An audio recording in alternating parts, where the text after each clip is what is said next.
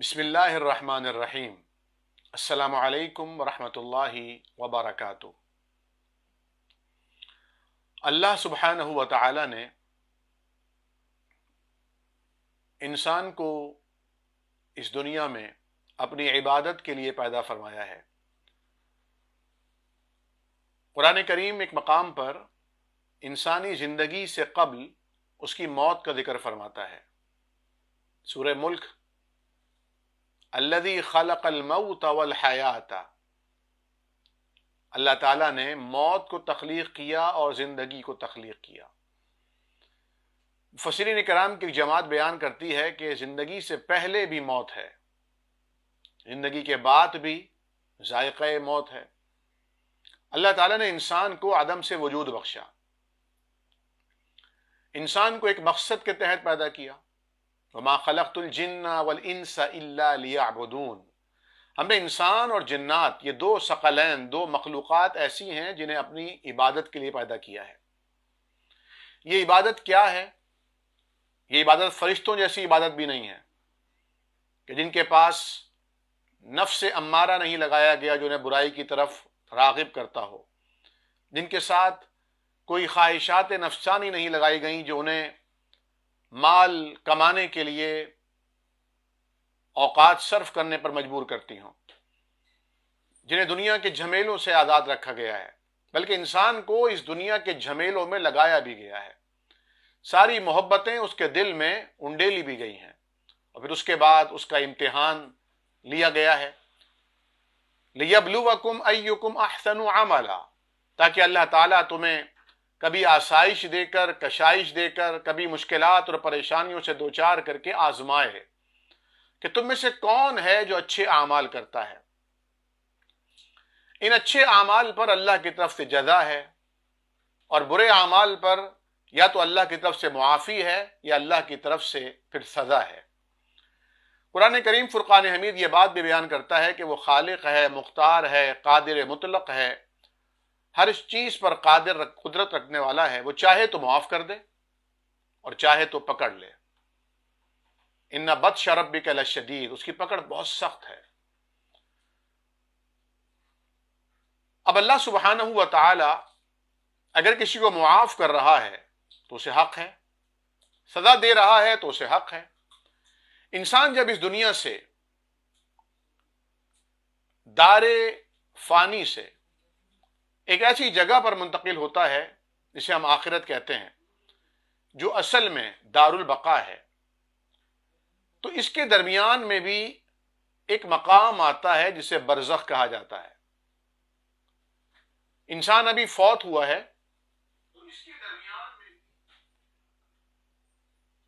انسان ابھی فوت ہوا ہے، نہ تو وہ جنت میں جا سکا ہے نہ جہنم میں جا سکا ہے، کیونکہ جنت اور جہنم میں تو یقینی طور پر قیامت کے وقوع پذیر ہونے کے بعد پھر اللہ تعالی میدان محشر میں حساب اور کتاب کی منازل سے گزارنے کے بعد اپنی رحمتوں سے داخل فرمائے گا۔ لیکن جب انسان فوت ہوتا ہے تو انسان کے فوت ہوتے ہی گویا اس کے لیے جنت اور جہنم موجود ہوتی ہے۔ ایک حدیث شریف میں نبی کریم صلی اللہ علیہ وسلم نے یہاں تک بیان فرمایا کہ تم میں سے ہر ایک کی جنت بھی اس کے جوتے کے تسمے کی طرح اس کے قریب ہے، اور جہنم بھی جوتے کے تسمے کی طرح اس کے قریب ہے۔ اس کا معنی یہ ہے کہ جس طرح انسان کوشش کر کے جنت میں جا سکتا ہے، اسی طرح کوشش کر کے جہنم سے بچ بھی سکتا ہے۔ کسی بزرگ سے پوچھا گیا، یہ بتائیے کہ جنت میں جانے کا راستہ تو بہت دشوار ہے۔ فرمایا، کس نے کہا؟ یہ تو 2 قدم کے فاصلے پر ہے۔ انہوں نے کہا کیسے؟ کہا ایک قدم اپنے منہ زور نفس کی شہرت پر رکھو اور دوسرا قدم جنت میں رکھ دو۔ اپنے نفس پر قابو پا کر انسان جنت کے راستوں کا راہی بن سکتا ہے۔ جب انسان فوت ہوتا ہے، قرآن کریم نے ایک بڑی خوبصورت مثال بیان کی ہے۔ فرمایا کہ اسے کہا جاتا ہے، یا ایتھا النفس المطمئنہ، اللہ تعالیٰ کی اطاعت پر، اس کے رسول کے راستے پر مطمئن زندگی گزارنے والے نفس، ارجعی الی ربک راضیۃ مرضیہ، آؤ اپنے رب کی طرف لوٹ آؤ اس حال میں کہ تم اس سے راضی ہو اور وہ تم سے راضی ہو چکا ہے۔ فادخلی فی عبادی وادخلی جنتی، آؤ میرے بندوں میں، ان پاکیزہ بندوں میں داخل ہو جاؤ جن کا ساتھ پانے کے لیے تم ہر نماز میں دعا کیا کرتے تھے۔ اہدنا الصراط المستقیم، پروردگار ہمیں سیدھا راستہ دکھا اور سیدھے راستے پر مرتے دم تک چلاتا رہے، ہماری رہنمائی کرتا رہے۔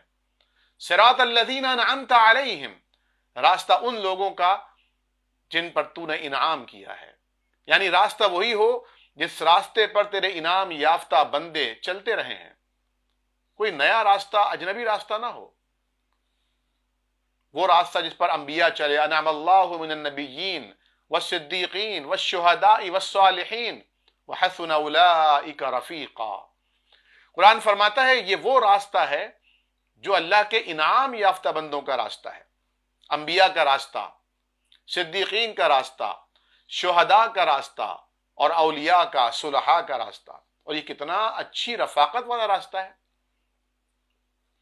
چنانچہ انسان جب اس راستے پر چلتے ہوئے اپنی جان دیتا ہے تو اللہ تعالیٰ کی طرف سے کہتا ہے وادخلی فی عبادی، آؤ میرے بندوں میں شامل ہو جاؤ، وادخلی جنتی، اور میری جنت میں داخل ہو جاؤ۔ جبکہ ابھی آپ نے سنا کہ مرتے ہی انسان اس جنت میں تو داخل نہیں ہوگا جو جنت اللہ تعالیٰ نے جنت الفردوس کی شکل میں، جنت کے 100 درجات کی شکل میں، جن کے نیچے سے نہریں بہ رہی ہیں، جس کے درختوں کے پتے سونے اور چاندی کے ہیں، وہ نعمتیں جو کبھی کسی آنکھ نے دیکھی نہیں، کسی کان نے سنی نہیں، کسی دل اور دماغ کا ان نعمتوں کے احوال پر کبھی خیال بھی نہیں گزرا، جنہیں کبھی دوام نہیں ہے، تو یہ کون سی جنت ہے؟ تو اللہ کے حبیب صلی اللہ علیہ وسلم نے فرمایا کہ جب کوئی انسان فوت ہوتا ہے، اس کی جان نکالنے کا مرحلہ آتا ہے، اسی وقت فیصلہ ہو چکا ہوتا ہے کہ یہ جنتی ہے یا یہ جہنمی ہے۔ فرمایا کہ کسی نیک انسان کی روح کو قبض کرنے کے لیے فرشتے انتہائی حسین اور جمیل لبادہ اوڑھ کر، انتہائی حسین و جمیل پیراہن اختیار کر کے، انتہائی حسین اور جمیل شکل اختیار کر کے اس کے پاس آتے ہیں، جنہیں دیکھ کر وہ خوش ہوتا ہے، جنہیں دیکھ کر اس کے چہرے پر کبھی مسکراہٹ بھی آ جاتی ہے، جنہیں دیکھ کر وہ ایسے پرسکون انداز میں اپنی جان آفری کے حوالے کرنے کے لیے تیار ہوتا ہے کہ لوگ کہتے ہیں میت کا چہرہ ایسا تھا جیسے سو رہا ہو، ابھی کوئی جگائے اور وہ جاگ جائے۔ ایسا کیوں ہوتا ہے؟ کیونکہ وہ آخری سانسوں پر یہ بات جان چکا ہوتا ہے کہ میں اللہ رب العالمین کی طرف جا رہا ہوں۔ ہم بھی یہی دعا کرتے ہیں کسی انسان کے فوت ہونے پر، انا للہ و انا الیہ راجعون، ہم بھی اللہ کے لیے ہیں اور ہم سب کو اللہ کی طرف لوٹ کر جانا ہے۔ جب انسان صبح کو بستر سے بیدار ہوتا ہے، پہلے رات کو سوتے وقت پڑھ رہا ہوتا ہے اللہم بسمک اموت و احیا، اللہ کریم میں آپ کے نام پر سو رہا ہوں، نیند کو آدھی موت کہا گیا ہے، مر رہا ہوں، و احیا، اور صبح کو اگر آپ نے چاہا تو آپ کے نام پر دوبارہ زندگی مل جائے گی۔ اور جب صبح کو اٹھتا ہے تو پہلا لفظ اللہ کے شکر کا کلمہ آتا ہے زبان پر، الحمدللہ الذی احیانا، اللہ کا شکر ہے جس نے ہمیں زندگی عطا فرما دی، بعد ما اماتنا، ایک طرح سے ہم مر ہی گئے تھے، ہمیں کچھ پتہ نہیں تھا کہ زندگی کیا ہے، وَإِلَيْنَا النُّشُورُ، اور آخرکار تو ہمیں اسی کی طرف لوٹ کر جانا ہے۔ ہر صبح کو ایک مومن اپنے آپ کو یہ سجیشن دے رہا ہوتا ہے، اپنے آپ کو یہ ریمائنڈر دے رہا ہوتا ہے۔ تو ناظرین کرام، جب انسان کی روح نکلتی ہے تو فرمایا نیک روح کو ریشم اور دیباج کے کپڑوں میں لپیٹ کر آسمان کی طرف لے جایا جاتا ہے، اس کے لیے دروازے آسمان کے خیر و برکت کے، ریسیپشن کے کھولے جاتے ہیں اس روح کے لیے۔ اور اگر خدا نخواستہ کوئی بدکار ہے، گناہگار ہے، جو اللہ کے حضور توبہ کیے بغیر موت کا وقت اس کے سرہانے آ چکا ہے، ملک الموت انتہائی سخت گیر شکل میں آتے ہیں، اور قرآن کریم کی آیت ہے وہ پھر پیٹھ پر مارتے ہیں اور کہتے ہیں نکالو اپنی، اخرجوا انفسکم، کیونکہ جان انسان کی چھپ رہی ہوتی ہے یہ منظر دیکھ کر، تو اس کے مارتے ہیں، پیٹتے ہیں، اور مار مار کر، پیٹ پیٹ کر وہ روح کو نکالتے ہیں۔ فرمایا گیا کہ جس طرح نیک شخص کی روح اس طرح نکل رہی ہے گویا کہ کسی نے مشکیزے کا منہ کھول دیا ہے. کوئی پانی کی بوتل ہے اور اس کا کیپ کھول دیا جائے تو کس طرح آسانی سے پانی نکل جاتا ہے. لیکن اگر کوئی بدکار ہوتا ہے، گناہگار ہوتا ہے اور توبہ کیے بغیر مر رہا ہے، اللہ تعالی ہم سب کو ایسی موت نصیب فرمائے جو توبہ اور استغفار کی شکل میں اللہ کے ہاں قبولیت کے بعد موت ہوا کرتی ہے. اس موت سے اچھی کوئی زندگانی نہیں ہوتی. ناظرین کرام، اس کی موت اس طرح نکالی جاتی ہے گویا کسی ریشمین کپڑے کو خاردار جھاڑیوں میں الجھا دیا جائے، پھر اس کا ایک کنارہ پکڑ کر کھینچا جائے. جس طرح تار علیحدہ ہو جاتا ہے، اس طرح روئیں سے رونگٹے سے روح کو نکالا جاتا ہے. انتہائی کٹھن، انتہائی شدید تکلیف کے مراحل ہیں. کسی نیک انسان کے لیے بھی تکلیف کا مرحلہ ہو سکتا ہے. یہ سکرات موت خطرناک چیز ہے، موت کی سختیاں. اللہ کے حبیب نے ہمیں دعا سکھائی ہے کہ یہ دعا کیا کرو، اللہم اعنی علی سکرات الموت. اللہ موت کی سختیوں پر ہماری مدد فرمائیے گا. انسان فوت ہو چکا، فیصلہ ہو چکا، اسے خود کو تو کم از کم پتہ چل گیا کہ مجھے کہاں لے کے جایا جائے گا. بدبودار کپڑوں میں لپیٹ کر اس کی روح کو جب آسمانوں میں لے جایا جا رہا ہوتا ہے تو آسمان کے دروازے اس کے لیے نہیں کھلتے. اب قبر کی طرف انسان کو لے جایا جا رہا ہے. قبر کیا ہوتی ہے؟ جس کی قبر نہیں ہوتی اسے عذاب کیسے ہوتا ہے؟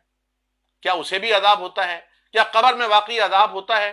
انشاءاللہ ہم اپنے جلد آنے والے ایک پروگرام میں قبر کے احوال اور جب انسان فوت ہو جاتا ہے اس کے بعد سے لے کر اس کے ساتھ کیا مراحل ہوتے ہیں، انشاءاللہ اس پر گفتگو کریں گے. اس وقت تک کے لیے اجازت دیجیے.